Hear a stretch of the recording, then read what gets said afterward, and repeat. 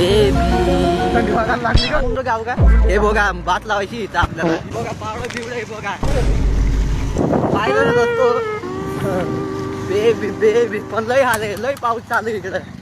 आमच्या नाशिक मध्ये तरी कमी राहतं पाऊस, इकडं तर फुल पाऊस आहे. फुल फुल काय सांगू, लय कुत्र्यासारखी हाल झाली आज. टेलरचं कोंबडी सारखा होऊन गेला. विजू गाडी नको पाडू, व्हिडिओ मध्ये ये लवकर. हा बरं